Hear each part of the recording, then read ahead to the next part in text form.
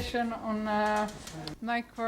dissemination of agricultural survey and census microdata. So today we will have 4 papers on the topics. Of course, as you notice, I mean, there is not so many people, but it is actually a very important topic, and it was even mentioned during the plenary session just before, is making data accessible. So disseminating data is part of the mandate of statistical offices. It is part of the fundamental principle of statistics, and so we should all work at that. Also because if data are not really, the focus will be more on micro data dissemination, although we will also have something on data dissemination program in general. Macro data dissemination is very important because it comes with, of course, its own challenge, the main one being the confidentiality issues, protecting, avoiding re-identification of respondents, and so on and so forth. So I really look forward to all the presentation of today. So again, we will have 4 presentations, so I think that each speaker should try to keep the presentation, to 15 minutes, so it will be like 20 minutes per person, questions included. So yes, I will stop here. I will just invite our first speaker of today, who is Dr. Mahesh Kumar Subedi from Central Bureau of Statistics of Nepal, that will present on the dissemination program and archiving system in Nepal. So please, thank you.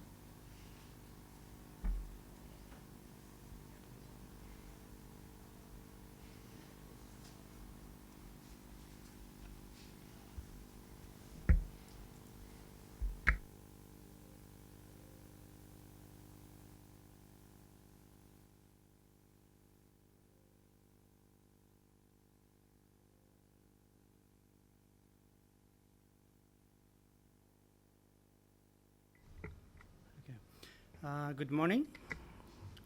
My name is Mahesh Kumar Subedi. I'm working as a director in Central Bureau of Statistics of Nepal. So my presentation focuses on how agricultural data disseminate in Nepal and what we do for the archiving and preservation of this data. So it seems I have many things to talk, but mainly I will talk about what are the main data sources of agriculture data in Nepal, and what mode of dissemination we use for the data disseminations, and what kind of dissemination practice we do for agriculture data, and especially the agriculture microdata, and how data are used, and what could we do to increase the data use of agriculture, especially the agriculture data. So the major agriculture data sources is the Ministry of Agriculture and Livestock Development and CBS, Central Bureau of Statistics. But the Ministry of Agriculture and Livestock Development mainly responsible for the current statistics. That is, they get it from routine reporting of agriculture information from field offices, crop cutting survey, and they do the specific survey and studies. But they are limited in coverage. But on the other hand, CBS produces the structural statistics mainly from the agriculture censuses and some large-scale agriculture surveys. And population census is also a part of information that also provide the agriculture-related informations. So major agriculture survey and censuses in Nepal are agriculture censuses that we have been conducting from 1961 to last census 2011, and now we are preparing for 2021 census. And the other agriculture surveys are commercial tea and coffee surveys, commercial floriculture, commercial poultry survey, and vegetables crop survey. These are mainly the ad hoc survey. We don't have actually the regular annual agriculture survey. So, but we get the information related to agriculture from Living Standard Survey that we have done already 3 times in 95, 2003, and 2011, and we are recently conducting another one in 2019, 2020. And also we started recently the Agriculture Integrated Survey. We call it AGRIS. It's a part of FAO programs to strengthen the country for strengthen the agriculture statistics, and we call it, we have taken it as a Nepal Annual Agriculture Survey, and it has been recently started in 2018, and we have been implementing 2 modules, core and production method and environmental models. We hope that it gives the regular and current and both structural statistics for the country. And also we get the registered commercial agriculture entities from the Nepal Economic Census, what we have done recently last year. And also we get updated list of agriculture household, which we take generally sample frame for agriculture census and other survey. And we are doing the next census in 2021. And these are the major survey and censuses for the agriculture statistics. And the mode of the data dissemination, not only the agriculture, but other mode of data, the general mode of data dissemination for aggregated data, we use mainly the public reports or in PDF soft copies, or in Word or Excel form. And also we produce CD-ROMs of censuses mainly. And also the Nepal Info, Census Info, Nepal Data Profile. These are the data portals that provides the aggregated data, not only for the agriculture census, but for all other survey and censuses. And especially for microdata, we use the National Data Archive. We call in short is NADA. So I will talk more about this one later. This is World Bank, the International Household Survey Network, they developed it, and it's cataloging of, web cataloging of survey and census information. And also we produce the microdata in CD-ROMs and provide to the users. And for metadata, we haven't done so much about metadata. One of the dissemination platform to know about the metadata of survey censuses produced by CBS is still the NADA. And we have done one specific study for metadata of agriculture census 2001 and 2002. And apart from that, we don't have so many publications related to the agriculture or other survey metadata. And about data disseminations policies, we don't have a specific data dissemination policy, but the data dissemination provision mentioned in the Nepal Statistical Act 1958 has been used as a legal reference for the dissemination of publication and data in CBS. In line with the fundamental principles of statistics and with reference to the legal provision of Nepal Statistics Act, the CBS has been providing access to survey and census, even survey and census microdata to bona fide users who comply with the terms and conditions set by the CBS. So without having a specific data dissemination policy for microdata, we still use that the provision of dissemination from the statistical acts to provide even the microdata to users. And a data request application form has been developed to distribute microdata of major survey and censuses conducted by CBS to users. And dissemination practices of agriculture microdata, especially now I will talk about the agriculture survey and census microdata. So we have 2 systems. For public use, we provide the sample census agriculture microdata to all public users for public use. And even the Nepal vegetable crop surveys data are available for the public use. But for other ADOC survey, we haven't providing it to users. We have been using it as an internal use. And the procedure for microdata distribution, we do by 2 methods. One is on-site site disseminations. The users visit the CBS premises, submit applications, makes payment, and collect microdata. And online dissemination, we do disseminate microdata information regarding microdata or survey in the NADA, but the users could not directly download the microdata from the web portals.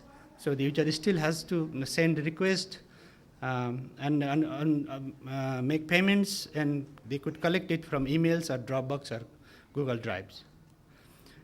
So the NADA, I want to talk briefly about this NADA portal, which we have been using mainly as a dissemination platform for the survey and census microdata. Though we are not putting the microdata directly as a down-level form, but still the users could see the information about survey, census, and data availabilities, data assess conditions, everything's in this NADA. It's a online data cataloging and dissemination system for survey and census, which will provide users with access to rich metadata as usual microdata. And this NADA allows data users to browse, search, assess, and download relevant survey and census materials, including data dictionaries. So the users could know that what data are available and what are the variables within the survey that could be seen in this National Data Archive platforms. And it is not only the dissemination platform, but it acts as also the data archiving and preserving systems for survey and censuses. And in CBS, we have been disseminating about 60 survey in this platform, and among them, 10 are related to agriculture survey and censuses. And this is an application developed by International Household Survey Networks and implemented by Paris 21 in developing countries. So it has two components. One is the Nestar publisher. This is used for the documentations, and the NADA, which is seen in the portals, it is used for the dissemination or archivings. So the Nestar is the input tools, and the NADA is the output tools. So we could see here the survey description, documents related to surveys, and data files, and what the data file represents, the description of data files, how many variables are available in each data files, and how many cases are there. And even we could see the variable level information, what the variables represent for. So this is a very good microdata dissemination platform for survey and censuses that we have been using in CBS from 2011. So and every year we do the update of this platform with the new survey and censuses. And the normal procedure that how we disseminate and archive the survey and census microdata in CBS is that the agriculture livestock this section, survey and survey section, prepared the anonymized microdata files of the completed survey, develop data dictionary, compile soft copies of the tools and documents for public distribution in CD-ROM and USB drives, and another section, publication, distribution, and library sections, which is responsible for the documentation and dissemination of the survey in NADA every year. And our technical officer from the agriculture sections participate in that workshop and document the new agriculture survey and censuses each year. And then IT census, which is responsible for the NADA maintenance and running. And it also make arrangement for archiving and preservation of the soft copy of the survey microdata and document in a secure environment. Generally, we preserve the microdata or the survey information in government integrated data center, which is the central servers that every survey and information in the microdata or data is preserved in that center server, so that even we lost or the computer even we've lost in CBS the microdata set, that is still will be preserved in this center server. And generally the director of the agriculture survey and census survey and census section will be responsible for the user requests, grant approvals, data for assess and provide recommendation to admin section for data sale and dispatch. And the price committee we have in CBS, which decide the price of the microdata for each survey and census for different classes of users. So I just want to see how the microdata has been using in Nepal, or that we have done one user satisfaction survey in 2017, and the total sample size was 1,020 users. And among them, we asked whether you have used the microdata of any survey and census produced by CBS. So among them, only 13%, it's about 135 users have used the microdata. So it seems that the microdata users are very, very few. And among the users, the most of the users are academic research and institutes.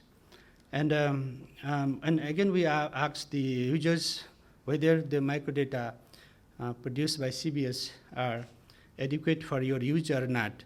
So most of the users said it is easily available, it is, but not sufficient for their use.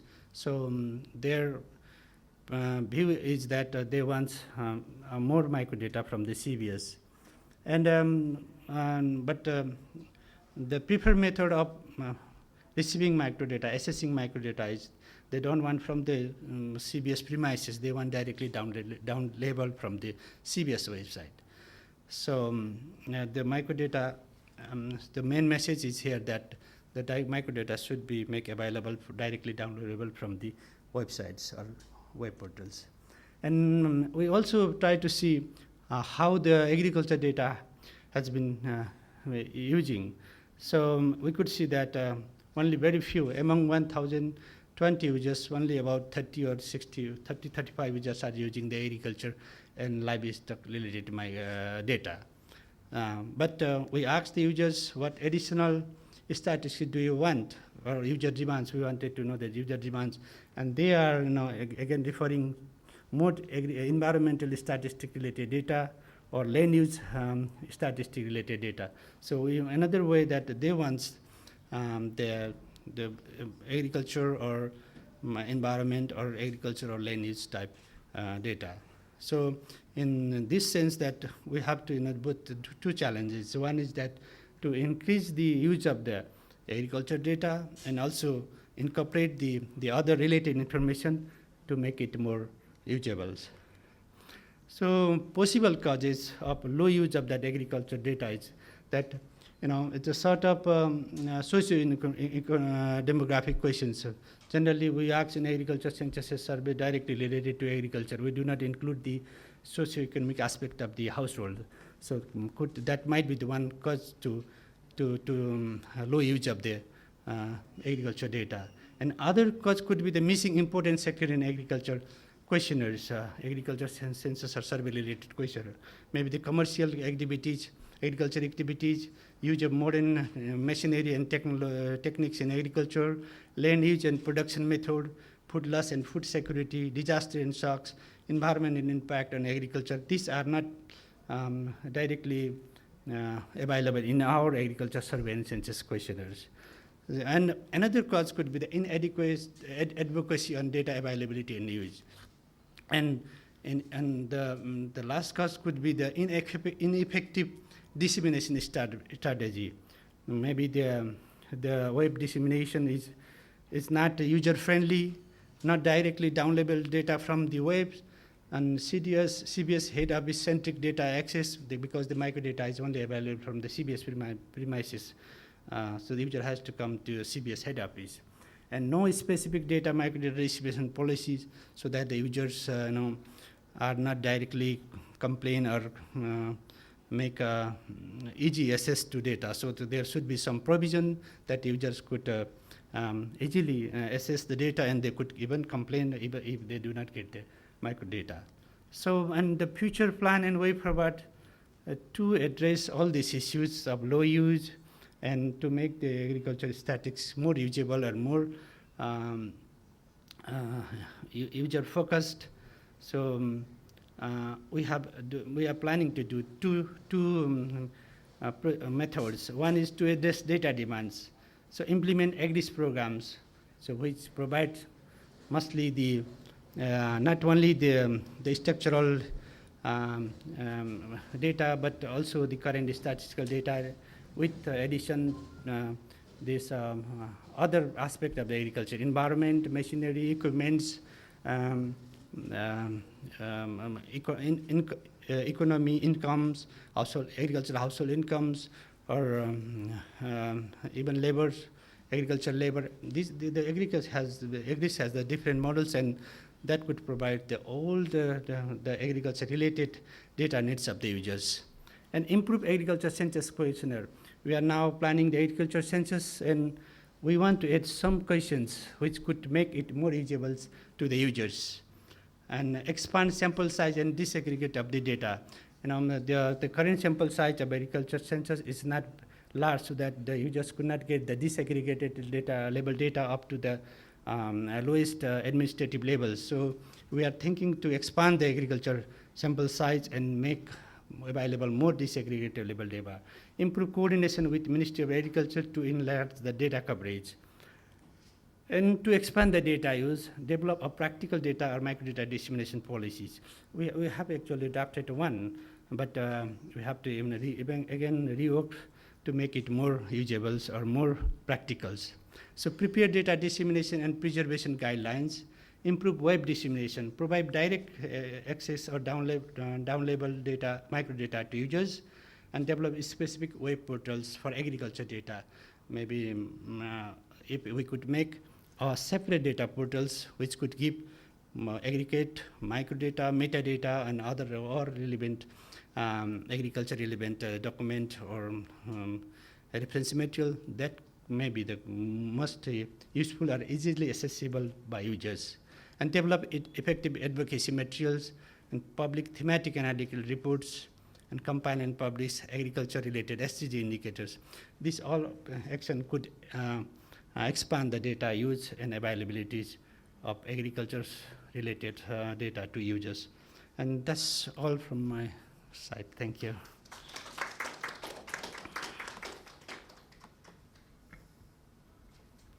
Thank you very much for this excellent presentation. It was very, very interesting.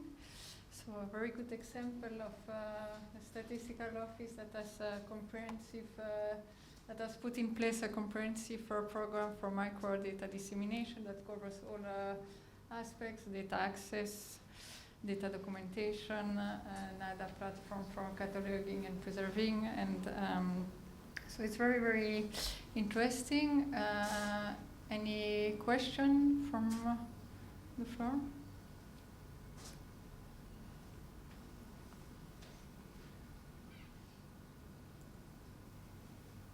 Yes, please. I would like to know. Hello, I'm Mike Sharp from the Pacific Community. I'd just like to know about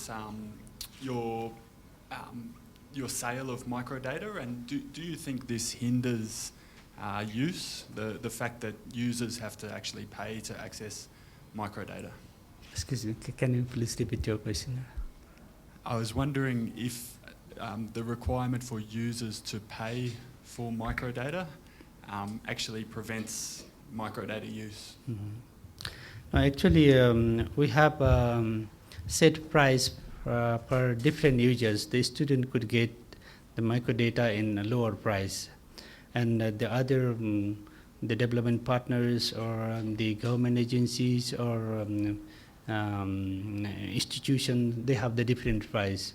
So the price is actually not much, but what you said, that we are thinking, still if we make it a price without price, that could be increase the microdata use, especially the students or the researchers who are the major users of the microdatas.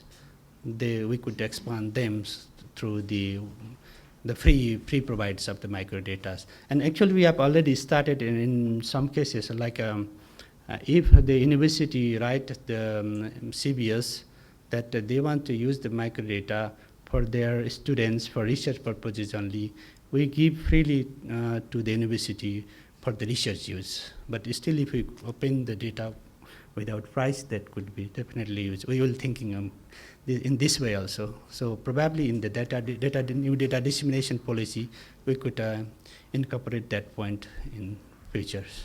Thank you. Thank you.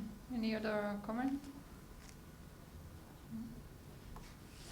So thank you very much, and looking forward to working with you in the coming months. I mean, as you mentioned, so the ICAS survey program will start, and really looking forward to work with you on this very interesting topic.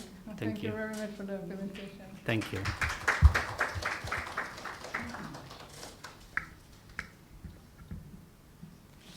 So now our second speaker is Elena Ramos from Eurostat Luxembourg. Yes. So, and she will present on a project, a very interesting project in my view. So on this, because Eurostat has been working at developing protocols to disseminate the European data data farm survey, the farm structure survey data. So it's very interesting in the sense that it is one of the very few examples of going into this exercise of anonymizing and preparing, I think, scientific use file or research files for the users. So please, Elena, the first. Thank you. Thank you, Marie. I bring you today 2 projects that we are working on. I would like to tell you that all of this is already in place and working perfectly and smoothly on wheels, but that is not yet true. We are working on scientific use files and homogeneous spatial units to make our microdata, which until now was never given outside, data from the Census of agriculture, make it more accessible for the researchers. So Eurostat runs or centralizes the data of 28 European countries, and we run the European agricultural census every 10 years. In between the census, we have surveys, and we collect farm data on 10.5 million farms. This is the 2016 data for 300 variables. We touch different aspects of farms, like the farms and the farmers, the land and the livestock, labor force, animal housing, rural development. And of course, out of all this data, we have strict rules about confidentiality. So all this microdata that we collect, which is quasi-identifying, we don't receive any directly identifying variables already. The countries already stripped them out of the data. But there are still quasi-identifying variables: number of farm workers, legal personality, the age of the manager. All of this has to be handled, let's say, carefully. Especially because in Europe we have some legal obligations. We have laws to protect the data from the personals, but we also have laws that restrict the use of data that is collected for statistical purposes. I will not go into the details because I think that we should more or less go to the point, but we can, if you have questions, we can discuss a little bit in the end. So one of the projects that we are working on is the creation of scientific use files. In Eurostat, we have 3 options for data anonymization. We have secure use files, which are the ones that are less anonymized. The data is not even considered, it's considered completely confidential, so it can only be accessed in our premises. This is not well seen by the users. The users don't want to come to Luxembourg, which is a small country in the middle of Europe, to see our microdata. Then we have scientific use files, which are the ones that seem the good balance for the researchers. These scientific use files, the data is partly anonymized or even in some cases suppressed. I will show you some examples. The public use files are fully anonymized, so they lose interest they are good for education purposes, for example, but they have to be so manipulated to be compliant with the protection that they are not so usable for the normal scientific users. So for the scientific use files, the ones that we are talking about today, the data is partly anonymized. To use it, the researchers need to fill specific forms saying what are they going to use it for. We do still have some level of possibility to identify a statistical unit, but we reduce it as much as possible. To make the data available, or the techniques that we use, we call them perturbative or non-perturbative methods. All these methodological items are described in very, very good detail in the bibliography of the paper that is accompanying and we will publish. You will have there is a handbook published by Eurostat on data anonymization, which is quite complete, and I recommend you, if you are interested in the subject, to read it. For non-perturbative methods, we either suppress or aggregate the data. This means that we reduce the amount of information released, but we don't change it. Whereas for perturbative methods, we are rounding values or we are microaggregating them. So we are, on purpose, changing the data. So for example, if we would have the 3 largest farms in the region, which would have, let's say, 600, 300, or 500 hectares of apple trees, we would publish them like this. So we do the average. It's a very simple technique. We do the average of a certain number of the larger farms, and we publish the average, not the real number. So this, for example, is what would happen to one of our microdata files. We eliminate the geographic coordinates which you collect. NUTS is a geographic division in Europe. So we don't give to the researcher the full detail. We aggregate it at a higher level. Holding types, for example, which are related to whether a farm is a sole holder holding or a legal holding, is aggregated. So the holding type for farms 1, 2, and 3 would be 1, 2, 3. And for the typology, we also don't disclose the whole details. This is an example of things that we do. Whereas for the perturbative methods, you can see on the left side how the microdata file would look.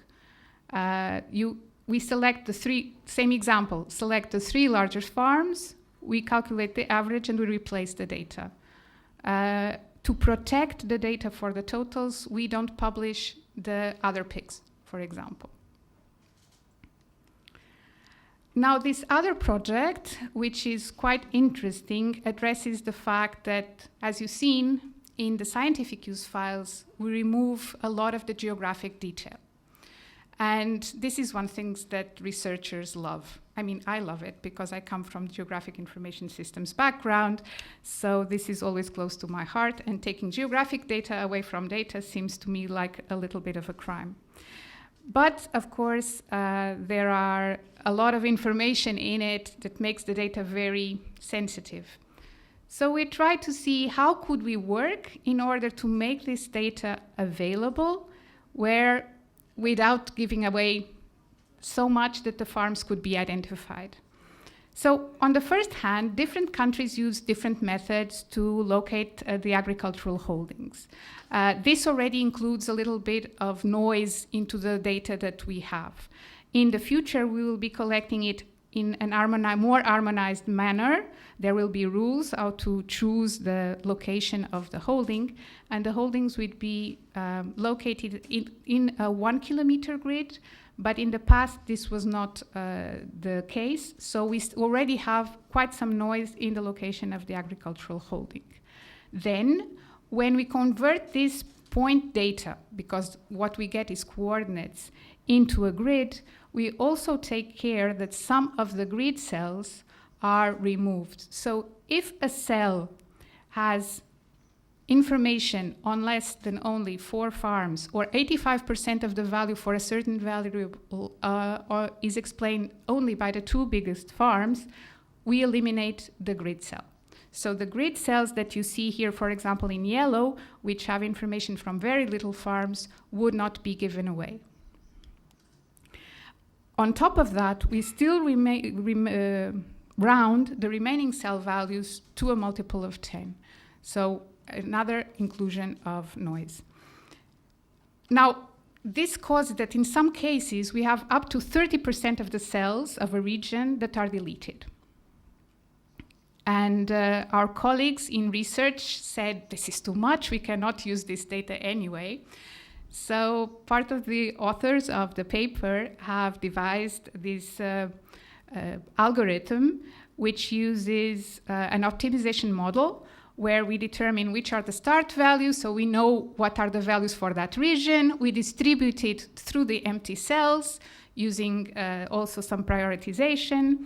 And in the end, they fill these gaps while keeping the total value for the region. This for them is already an advantage, and we are sure that at least we have much more difficulties in identifying the farms.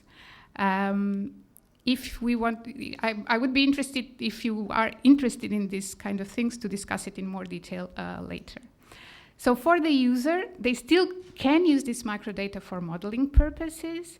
Their scientists can produce their own aggregations more freely. They're not so constrained by what we defined earlier as regions, and they can do better analysis at lower disaggregations.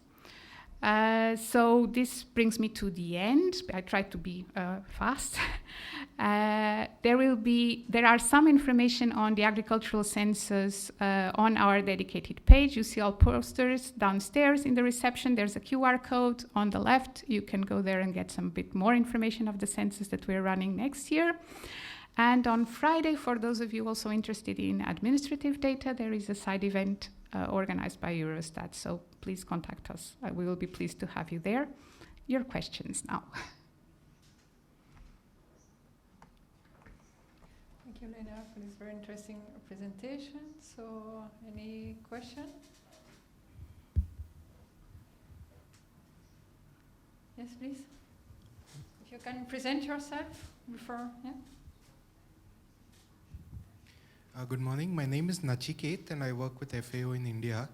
I was just wondering, with the new GDPR rules, Eurostat is doing all this to anonymize data before they share the microdata. But if I am a researcher in a university, or outside these institutions, if I'm doing some research, then it's not very relevant to the presentation. But I'm just curious. As a researcher in Europe now with the new laws, what kind of requirements are there before sharing of microdata? So in the first place, there is a list of accredited research entities which is published online, and entities wanting to be part of those lists have to fill in a specific form which is available. This is not the only step that is needed for the microdata to be available. There is a second step. For the microdata to be given, it has to be given for a specific research project. So the institution and the scientist will be using it, has to submit a research project which is evaluated by Eurostat, and then the data can in most circumstances, be given to research purposes. This is also committing the user that not only the data that they produce has to be anonymized, that they derive from our data still has to be anonymized, and at the end of the project, the data has to be deleted. Okay? Any other question? Yes, please. What are the major sensitive variables in agriculture's survey or data to be anonymized in Eurostat area? So first of all, we don't receive direct identifiers. We don't know names. We don't know real addresses. But we have the region, which is a small geographic region. Okay, in some cases maybe bigger than New Delhi. We have the age of the farmer, which we don't want to disclose. Even in some cases, we were doing some testing. The area of the farm might be sensitive. If there are very little number of farms in a region, if I know my area, I will know that the other arm is the other. So if I have 10 hectares and the other farm is 15, and there are only 2 farms in one region, so the area, for example, is rounded, the number of animals is slightly perturbed, as you have seen for the larger farms, in order to avoid that the larger farmers know which farm we are talking about. Any data that we call quasi-identifying, and there are data we don't disclose at all, data related to other gainful activities on the farm, for example.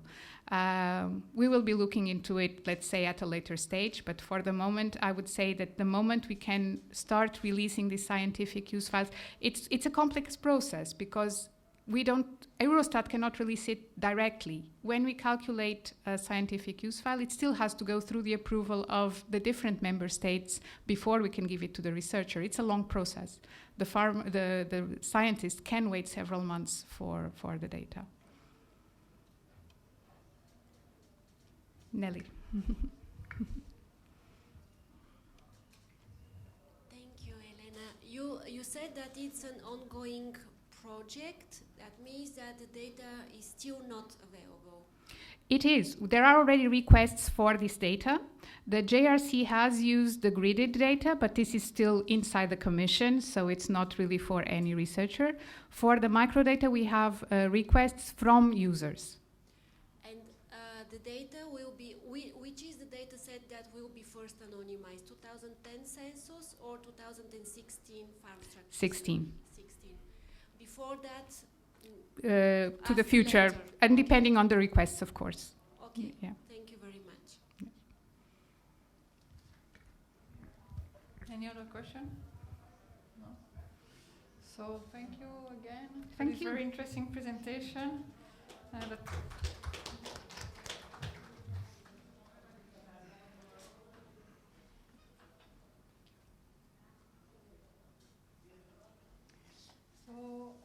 I think we are going good with the time, so let's try keeping being so very disciplined. So our next speaker is Mr. Michael Sharp. He's from the Pacific community, working at the Statistics for Development Division, and he will be presenting on a project on improving data dissemination and use in the Pacific region. So please, Michael.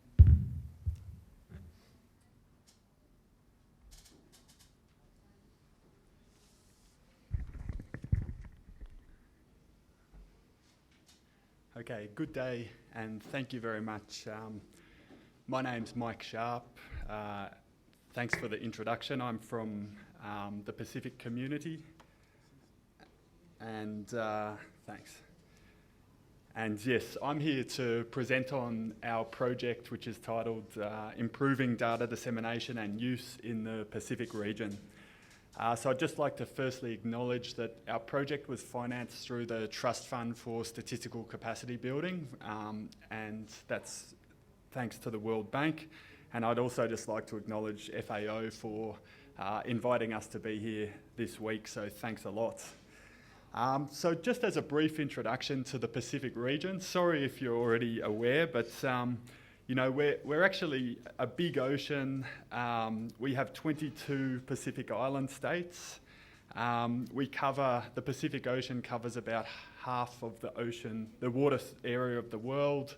It covers about 1/3 of the total world surface, but in terms of land area of the Pacific Island countries and territories, we cover less than 0.5% of the Earth's land area, and we cover less than 0.2% of the population of the world. So the Pacific Community, or SPC, is who I'm representing today. And we're a intergovernmental organisation, and we provide technical assistance to the 22 Pacific Island countries and territories of the Pacific.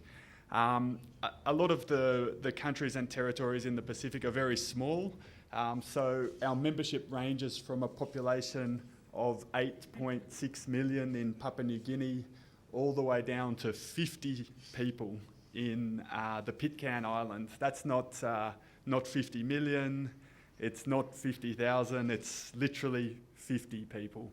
So when they do their census in the Pitcairn Islands, they just ask everyone to put their hands up if they're men, and then it takes about 1 minute in the same room. So very small place, but the Pacific is quite unique, and it presents a lot of opportunities. We have a large ocean area, but it also presents a lot of challenges. And one of the challenges in the Pacific region is the limited statistical capacity. So it was really interesting to hear from my colleague from Nepal to hear about the establishment of a national data archive, and I'm here to present today on the establishment of a sub-regional data archive. So the Pacific Island countries and territories are extremely small, and if you look at my figure in the bottom left there, you can see that the number of staff working at the national statistical agencies in the Pacific range from 3 up to around 180. Now, when you look at our colleagues in Nauru, the Marshall Islands and Palau, it's unrealistic for such small statistical agencies to be able to manage and maintain their own national data archives. So we actually tried in 2011 with the IHSN and the World Bank to implement national data archives in the 22 countries and territories of the Pacific. However, very few were maintained. In fact, only one was maintained, and that's Samoa, and unfortunately they're not in the room at the moment. But so of the 22, 21 weren't maintained, and so through the World Bank we've implemented this project to improve data dissemination and use, and the first component to that project is to establish the Pacific Microdata Library. The second component is to harmonise census and survey microdata, and the third is to improve sampling methodologies in small island developing states. So when we look at the Pacific Microdata Library, there's many attributes to it. So it's a library to deposit data. So we're interested in preserving Pacific development microdata. There are a lot of situations where things like climatic events, natural disasters, loss of external hard drives and things have resulted in data loss in the Pacific. So these are things like national censuses being completely lost and never recovered. So it's a real shame and a loss of history. The Microdata Library is a place where people can discover data, also where they can access data. Our project is also looking at data comparability, so that's across time and across space, and then also data interoperability. The other components of the project are to improve the data quality that we produce in the Pacific region. So these are specific sampling methodologies for countries like Tokelau and Niue that only have 1,500 people. So how do you draw samples in such small states? And we also have a monitoring and evaluation component. So I'll be talking about all of these today. So just to look at our flowchart of data deposit through to data dissemination in the Pacific Microdata Library. So we've developed, we're using the IHSN toolkit, so the NADA 5.0. And this has a data deposit functionality. Now, through our project, because we're dealing with multiple states, it's not a national archive, it's a regional archive, we've had to develop governing instruments to facilitate data transfer. So if one of our member countries deposits data with our microdata library, it has to be accompanied with a data license agreement. And the data license agreement effectively stipulates how we can use the data and whether we can disseminate the data. Now these dissemination mechanisms range from just pure data curation and preservation purposes, whereby we at SPC can't even use the data, and then they go all the way through to completely open data mechanisms. During the data deposit, we can also acquire the metadata and the external resources, and we can acquire information about how the data were collected through the study description. Now, our next process is to verify the data set. So in the Pacific, we have very poor curation practices. So you often have data sets that are labelled final, and then there's another folder that says final, final, final. And so we never know which is the final data set, in fact. And so we're implementing these processes, and one of the things we never want to do is to publish microdata that cannot reconstruct the official aggregates. So we always verify the data sets, we prepare it for documentation, we put it in common formats, and then we implement our curation mechanisms and processes. The next step, we anonymise the data, and unlike Eurostat, we often get microdata that has names, telephone numbers, addresses in it, but you know, this is how it works in the Pacific. So we remove direct identifiers, and then we collaborate with our member countries to identify keys, and these are the key variables for which a person or a statistical unit could be identified. We're using the recently developed statistical disclosure control, the SDC Micro Shiny app, to identify our statistical disclosure risk before and after anonymisation. And once we've our statistical disclosure risk down to a sufficient level, we communicate with our member countries, our data owners, and we tell them about how we anonymise the data, and once they agree, then we create our public use file. We also publish the metadata in accordance to the Data Documentation Initiative, and if it's geospatial, we follow the ISO standards, and we publish our data through the Pacific Microdata Library. Following this, we not quite there yet, but we're undertaking some initiatives to harmonise microdata, and then we would also prepare a harmonised public use file. And then the dissemination of microdata occurs, it really depends on the data license agreement. So if our members allow us to disseminate openly, then that's what we do, or if it's under varying licensing conditions, then we always follow our members' guidance on that. So our microdata library, it has terms of use for data users, and it also has a data access agreement. So people can electronically agree to data access conditions when they request data. So the data deposit, I'll just quickly run you through all of those steps. So it does have a mechanism for the depositor to provide some metadata about the study, but if they don't have the capacity or if they don't have the time to do that, they can literally just upload data to the library and deposit it with us, and that kind of initiates our process that I've just talked about. But as I mentioned, the data license agreement is something that is really important at this phase of microdata acquisition, because it specifies exactly how we should treat the data. Now, in terms of the data discovery, so again, my colleague from Nepal went through this really well, so thank you for that. But in the Pacific, we are documenting according to international best practice, so we're documenting down to the variable level. And the microdata library allows users to search, so you can use keywords such as agriculture, food, livestock, and it will point you to any studies that have those keywords in the description or in the variables. So up here is an example of the Tonga 2015 agricultural census, where you can read the study description. You can also access some of the documentation, so you can download the questionnaire, for example, some of the manuals that were used, and get a real appreciation for how the data were collected.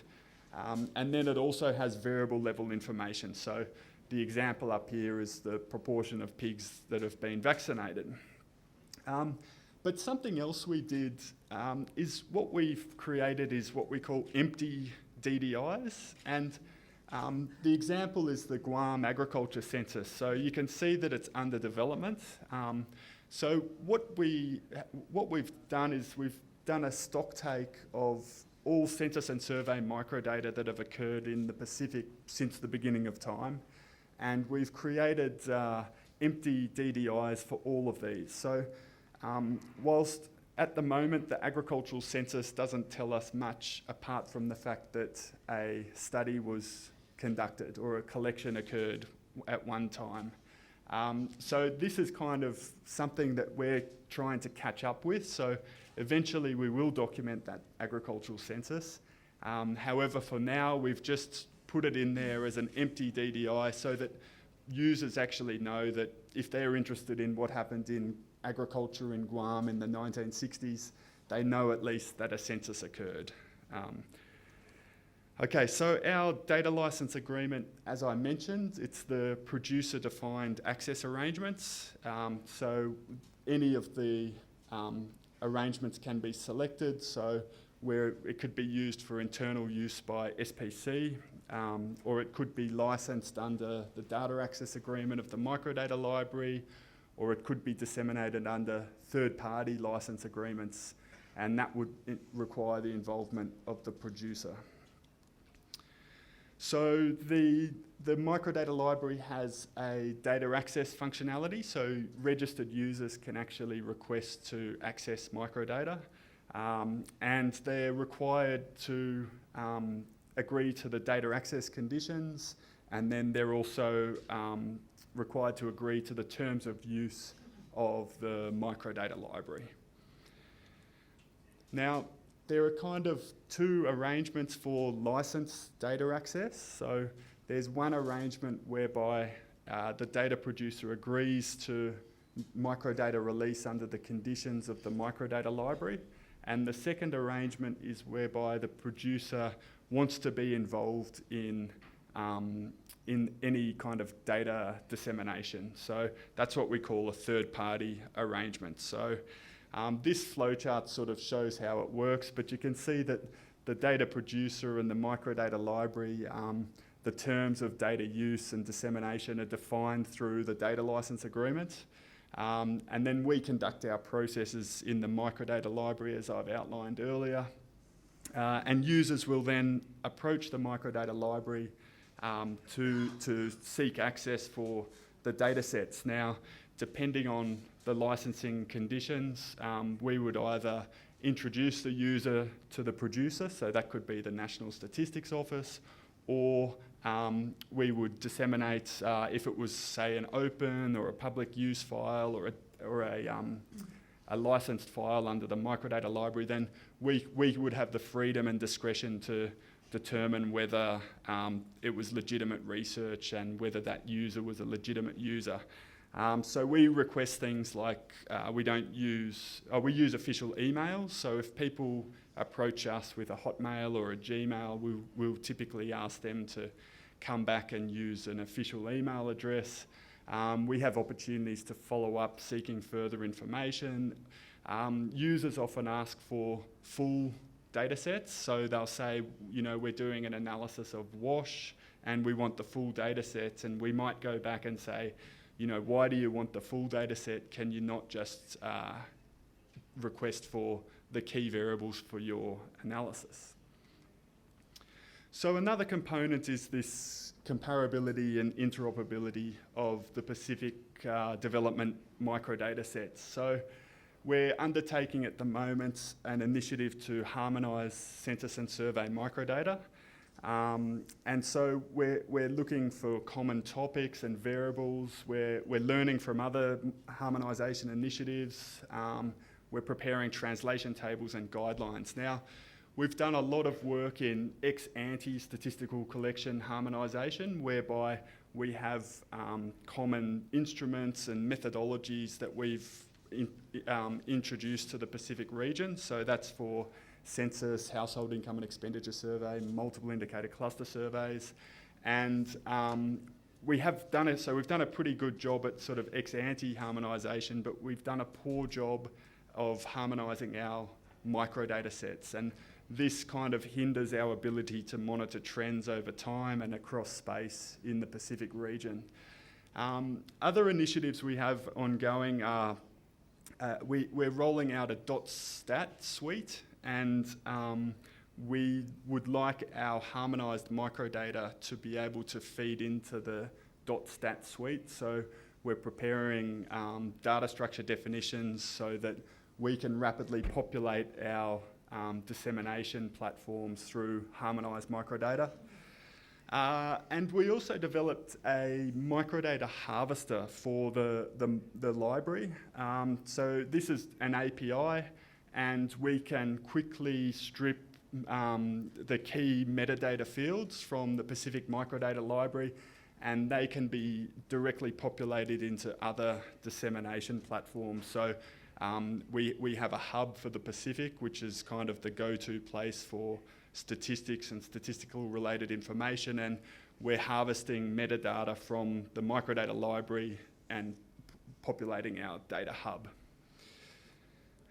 In terms of data quality, I mentioned we are working to optimise sampling approaches for small island developing states, so that's including agricultural surveys. And we have a component in the microdata library where we're actually monitoring microdata use. So we've implemented a citations database. We have about 1,000 citations, and they've all been downloaded from Google Scholar. And we also wrote an API effectively that we can import the citations data into the Pacific Microdata Library fairly rapidly, because it's quite an onerous process to populate the citations field, but we've automated this.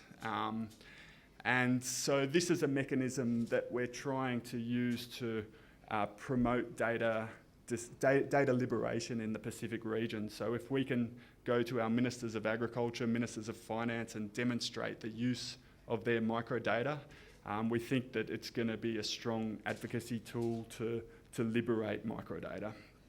And we're also maintaining a database of our users and access requests, so we can demonstrate that those who are more open with microdata dissemination are actually benefiting from policy advice, for example. So that's it from me. Thank you very much. Thank you for the very interesting presentation. It really speaks to us and our colleagues, because less than 2 weeks ago we had a very similar presentation internally in FAO, because in FAO we just, so we developed the food and agriculture microdata catalog. So of course their purpose will be to, catalog and release agricultural survey and census microdata. And so a colleague of mine went just through this whole exercise of thinking about the legal agreement, setting up the workflows, and how we deal with contributors and how we organize the. So I had this. We saw a very similar flow chart. In terms of. So it's really, really interesting, and I will be happy to put you also, of course, in contact with my colleagues that developed this. That led the development of the FAO microdata catalog. So that's very interesting. Of course, a question is about anonymization when you have very, very small territories, like just a few people. Yeah. Or you don't release anything, or there is no need to anonymize because anyway they know everything on each other. Well, yeah, it's actually a combination of the two. So, but yeah, it's a real challenge. I mentioned some of our countries that have 1,500 people, and we have sampling fraction 0.5. So, you're sampling half that populations, and when you talk about anonymising those data sets, it's extremely challenging. We're using similar techniques to what were outlined by Eurostat. So we're top coding, bottom coding, we're swapping, we're collapsing, aggregating. But we're in fact surprisingly getting relatively low K density. I forget what it's called exactly, but reasonably low disclosure rates. But we are in fact next year working on an initiative to look at anonymisation of microdata in the context of small island developing states. Yeah. So thank you. I think I will jump to the next presentation because we are slightly running short of time. I will do the presentation on behalf of some colleagues from FAO that couldn't be with us in Delhi. So if you, Nelly, you will check that I'm doing well, fine with the time. Okay, thank you.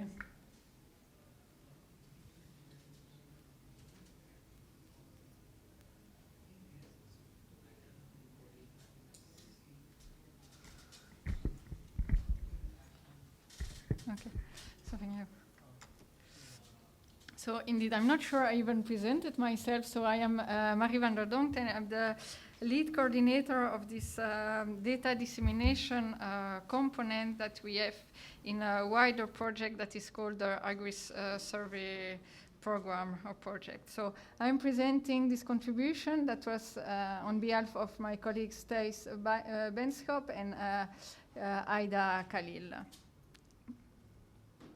So very quickly the outline. So I will first give you a very quick overview of the Agris Survey program, and especially of some of the specificities, technicalities that are behind the Agris model, the Agris data collection model that have an influence when we get to data anonymization of the survey data.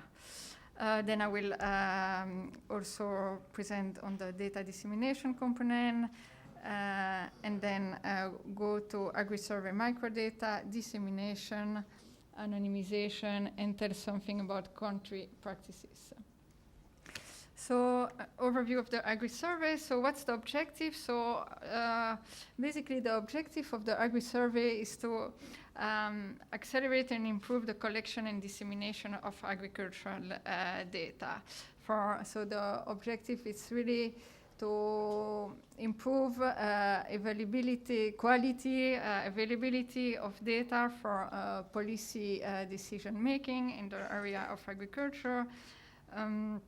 So the format, it's a global partnership including FAO, partner countries, and also donors. The initial donors were USAID and Bill and Melinda Gates Foundation.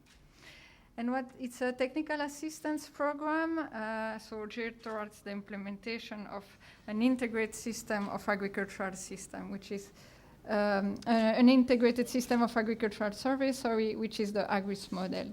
So the Agris model is a methodology that was developed in around 2016, 2017, and on 2106, we are not yet there, under the framework of the global strategy to improve agricultural and rural statistics. So some of the specificities of the survey that we are implementing, or at least supporting the countries to implement. So it's a farm-based modular survey that operates over a 10-year cycle. So it's farm-based, which means that the statistical units is all farm holdings. So from very small holders up to commercial farms. So this is first important things. Second is that it's operate on a rotating base. So we have a core module that is basically mainly standard production survey, so that collect information on production, crop and livestock production, and some key variables. And then we have rotating modules. So one is on economy, that will typically collect information on income and expenses of the households, of the holding. Labor, that collects more detailed information on labor inputs. Production methods and environment. So there you will find questions that will enable to assess the environmental impact of practices in places, and also information on the efficiency, of the production methods. And then the final one is on machinery, equipment, and assets. So the Agris Survey program goes beyond the traditional technical assistance program in the domain of agricultural survey data collection, because it really looks at the full data production and even data use chain. So we provide support on many aspects. So of course, survey design, sampling from, there are technical supports, but we go up to also data use, and I will just say, because the vision behind, I mean, from the inception, there is this strong vision that the purpose of, of the agri-survey is really to fill the data gaps in agriculture for evidence-based policy making. So it's about data-driven development. So we don't stop after the data have been collected, processed, and produced. We continue. So we are two other components attached to the data collection and processing. One is the data dissemination component. The second one is also we have a data use component. Okay, so now I'm moving to the agri-survey data dissemination component. So what do we do with the agri-survey data dissemination? So basically we work with countries, with partner countries at establishing and improving access to agricultural statistics by promoting dissemination policies and program as part of institutional process. So this is, of course, very important. So we work at increasing accessibility to agricultural statistics through systematic dissemination. But it's not only about increasing accessibility, it's also about improving the way the data are made available to users. So we work also at improving dissemination practices. And this is implemented through three main streams of work. So we start usually with an assessment of the data dissemination policy and program, and if need, we can support the country at starting a drafting process or a revision process of the data dissemination policy in place. Then there are two other streams of work. One is the working at setting up or improving or strengthening the dissemination program around agricultural statistics database, understood more in the traditional ways, so aggregate data, tabular time series data. But then also we work with the countries at setting up a dissemination program of microdata, so from agricultural and census data. So for the rest of my presentation, I will focus on this last point, which is supporting the countries at setting up a comprehensive microdata dissemination program. So what is our checklist? So for the agri-survey microdata dissemination, so it's of course to work on the metadata. Good documentation is very important because good documentation, guides of course the users. Without good documentation, the users is not put in the position to be able to use the data effectively. It's also increased the risk of misunderstanding of the data. And also increases the workload at the statistical office because we may expect more questions and back and forth between the producer and the users. So good metadata and documentation is very important. And so what we promote is the DDI metadata standards. So we support also, the second element is the catalog. So again, we support the countries to set up or with the setting up or the upgrade of the NADA platform. We work with the countries at drafting the microdata access policy when needed. So basically the microdata access policy will tell you what's the release type. We already talked about all those dimensions. So I'm being quite a bit quick, but so it would be, so the release type could be public use files, scientific use files, and so on and so forth. And also we established the institutional protocols and workflows to handle the access request that was very well presented by Michael just before. So this is the kind of works we do with the country. And last but not least, this is quite challenging part, is that we support the countries in anonymizing the agricultural survey data or census data. So for all these components, so with the agri-survey, we promote the use of the International Household Survey Network, suite of tools, guidelines, and training material to release microdata. So just some references of guidelines and training materials that you will find on the IHSN website, on statistical disclosure control, on also the guide for data archivist, and also principle, procedure, and practice of dissemination of microdata files. About the tools, so IHSN tools, so we again, those tools were already presented in previous presentation, which makes my work easier. But so we are using indeed the specialized DDI metadata editor, which is the Nestar data editor. It's getting a little bit, becoming a little bit outdated, but I know that the World Bank is now working at developing a new metadata editor that is based on their Air statistical software. So we are using NADA as the cataloging and dissemination solution.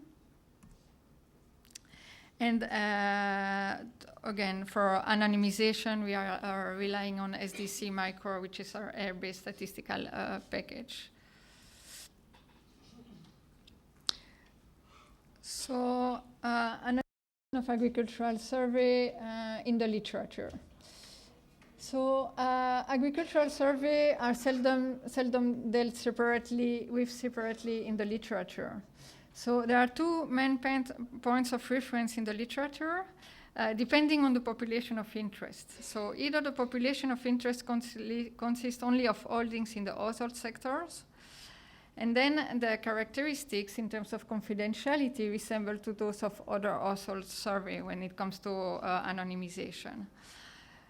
The other option is that the population of interest also includes commercial holdings, which are often larger in size.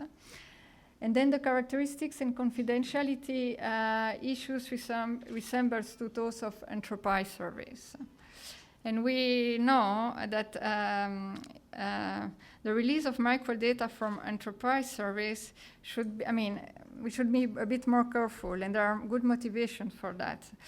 Of course, it's more difficult to anonymize large businesses, and also there may be commercial interest or higher interest to identify records. So those are some challenges that we are facing when we have a farm-based survey that also covers commercial surveys. So now I am getting to the last part of my presentation, is that it's presenting on some specific challenges that we are facing when trying to anonymizing AGRIS survey generated data that are based on the AGRIS model. So one is linked to partially rotating sample. So basically, the AGRIS model promotes, promotes for the partial rotating sample system. So this means that introduce a panel structure in the data and increase the risk of re-identification as the information can be obtained from data sets from previous survey runs. So this is one of the elements we need to be careful about when we go to the anonymization. GPS coordinates, so we had a presentation, it was touched upon during the presentation of Eurostat. Of course, GPS coordinates can be interpreted as direct identifiers, so how to handle. So one is to remove geo-reference variables. Of course, this is at the cost of a huge information loss, or is to apply some techniques that exist for geographical, to anonymize your reference variable. Like, for instance, one is geographical displacements of areas or records, and we had another example in a previous presentation. For the moment, we are just removing So under the agri-survey, we are just removing because we think that the more further work is to be done on our side on that. Another specific aspect of the agri-survey is that it is, as I mentioned, it is a modular survey, which means that every year we are actually, potentially every year if the country decides so, we can attach modules to the core module, which also means that we need to review the anonymization approach to some extent, at least every year. So this is also something, so also the list of sensitive variable may or key variable may change. So we need to, when we add those additional modules, so we need to take this into consideration. Also, this is not specific to agri-survey. This is generally true for agricultural surveys. So it has usually a more complex hierarchical structure than a standard household survey, because you will have information at household, holding, but then also at parcel, plots, crops, etc. So this introduced some complication. And as already mentioned, so I won't say more than that, but also we have large households. I mean, we have to deal with large households or commercial farms. So I will only talk about one country practice, is Senegal. I had more, but I think, Senegal will be good. So basically, the annual agricultural survey of 2017-18 conducted by DAPSA, so it's at the Ministry of Agriculture in Senegal. So it's a survey that is organized in 2 visits, one post-planting and one post-harvest. So, of course, this is when discussing with the country, we decided that the microdata should be released as scientific use file, and the main anonymization measures that we had to apply were, of course, removing any direct identifiers, GDP coordinates. So we also had to keep geo variables at the level of departments. Mainly we did some recoding, local suppression to achieve anonymity and do some prom. Okay, so now challenge. So for the next rounds, so now they just finalized the agricultural survey of 2018-19. So in this one there is the economy module. So we will also have to deal with the panel structure. So we will be working on this in the next few weeks, months. And for the next year, there is more challenges to come, because for the first, so far it was only a household survey. We were not capturing commercial holdings. So next year survey, there will be commercial holdings included. Also the PME module will be attached, but we will be working with a completely new sample, so that will remove the panel structure of the data. So I will stop here. So it was a quick, very brief overview of what we are working at and doing. Yes, of course, further plan is the scaling up with the 50 by 2030 initiative.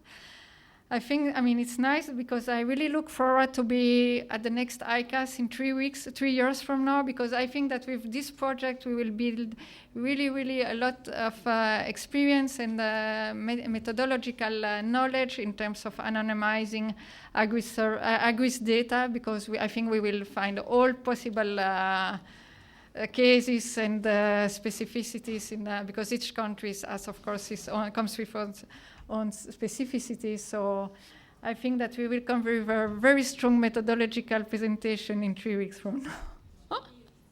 2 years from now, sorry. Thank you.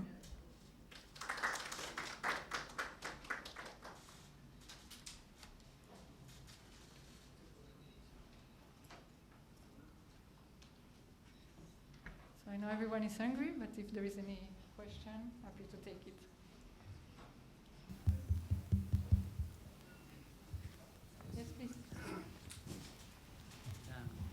Thank you, Mary, for the good presentation, and also, it's a good insight about the data disseminations strategy in agris. What I learned that the data dissemination strategy or the modules what you have using will be used is similar to what the SPC is using. Yes. And also the World Bank is using, and we are using. That's the NADA is already, already used in many countries, more than 65 developing countries. So again, this is in agris. You are also putting more emphasis for microdata dissemination. But Yes. I guess what I have shown in my presentation that among 1,020 users, only 135 users are microdata users. So most of the users are the non-aggregate data users. So generally, not only the microdata, but the agris should focus on the aggregate data users. This is a very good point, and we and NADA is especially built for the household survey documentation, not for the farm level or establishment level documentation, survey documentation.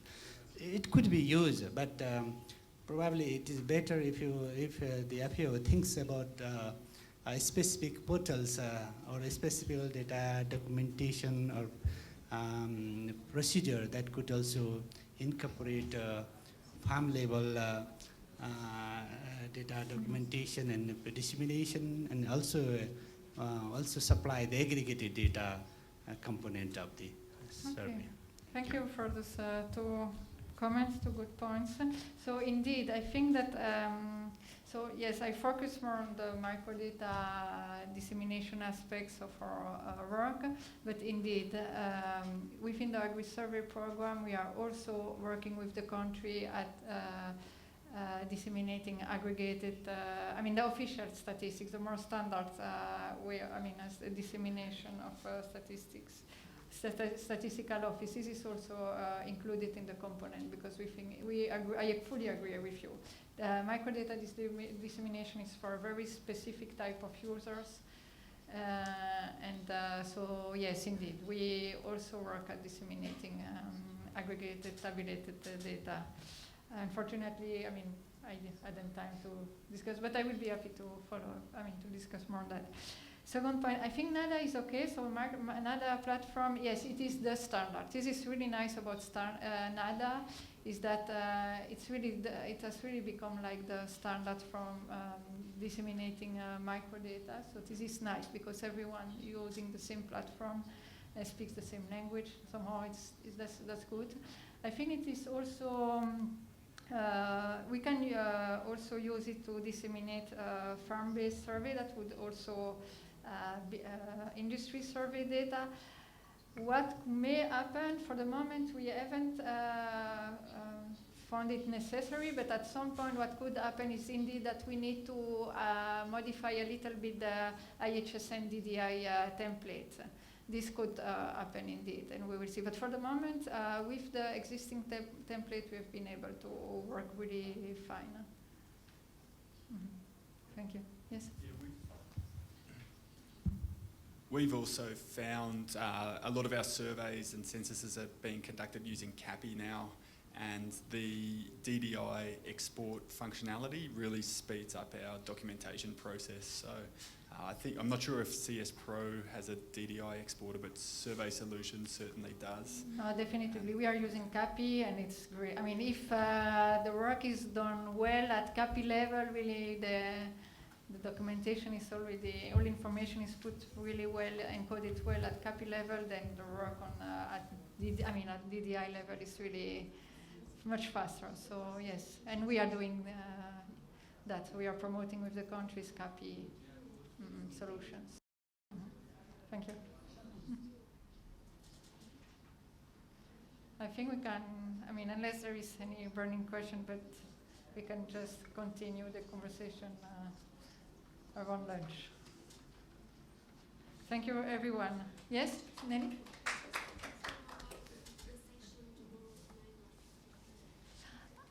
tomorrow morning there will be a special, is the plenary session will be on the Agri-Survey project and the scaling up of the project, which is actually the 50 by 2030 initiative. So this initiative is scaling up what we are doing with the Agri-Survey to reach 50 countries by 2030. So please all come. I hope you will all come to the plenary session tomorrow morning. Thank you. I thank the chair for conducting the session. Now the lunch will be served at the front launch, and the next session will start from 2 p.m. in this hall. Thank you.